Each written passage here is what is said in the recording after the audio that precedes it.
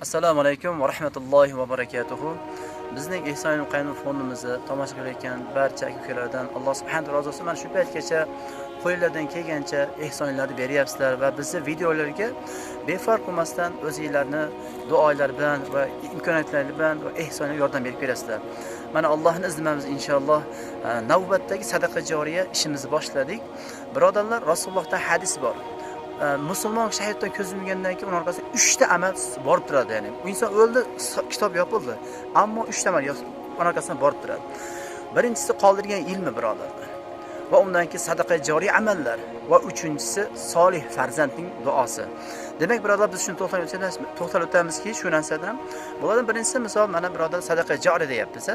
Mana kimdir ilm qoldira olmasligi mumkin va kimdir bir solihadan qoldira olmasligi mumkin. Lekin sizda imkon borki, sadaqa joriy degani ko'prik qurish, masjid qurish, madrasa qurishlik, kitoblar berishlik va kimdirda bir ilmiga sababchi bo'ladigan omillar qilib qo'ysangiz, bu sadaqa joriy. Biz hozir inshaalloh Allohning izni bilan bir Arslan bo'pdagi bir masjid keldik, birodarlar.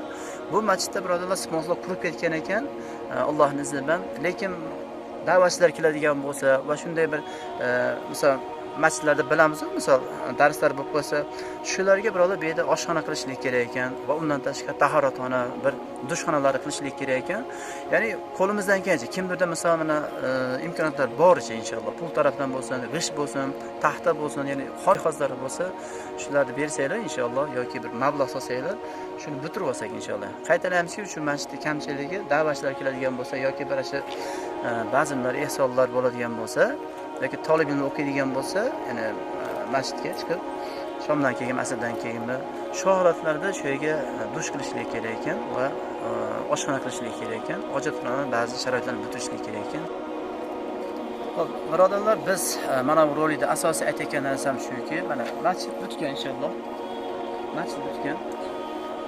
Endi birodarlar, mana bu yerga biz inshaalloh mana bu yerda o'zini shu masjid imomlari, misol mahalla bolalariga misol dars beradigan bo'lsa, yoki mana bu yerga da'vatchilar keladigan bo'lsa, yoki shu masjidda qanday bir faoliyatlar, ishlar bo'ladigan bo'lsa, ya'ni masjidlarga birodar biz inshaalloh sadaqa joriy qilib, mana bu yerga birodar bo'sh o'rin ko'rsa, shu yerga bir inshaalloh oshxona qurib berishimiz kerak bo'lyapti. Oshxona birodarlar, o'choq qozoni bilan. Keyin yoniga bir mana hojatxona bo'lsa, ozgina ta'mirdan o'tkazib, shuni yoniga bir dush qurishimiz kerak, birodarlar. Asosiy bizni sizlarga aytayotgan narsam shu, birodarlar. Faqatgina mu'minlargina, taqvodorlargina Allohning uyini obod qiladi. Kelinglar aka-uka birodarlar, mana bu bizning rolimizga befarq bo'lmanglar. Biz inshaalloh mana Ehson Qaynoq fondimiz mana shu elimizga Qirg'iziston elidagi barcha musulmon qo'limizdan kelgancha shunday masjidlar bo'lsin, Afrika bo'lsin birodarlar, shunday bir muhtoj joylar bo'lsin yoki shunday masjiddagi ba'zi kam ko'zlar bo'lsin, qo'limizdan kelgancha inshaalloh masjidlarga harakat qilyapmiz. Albatta mana bu yaxshi amallarga biz ham sababchimiz.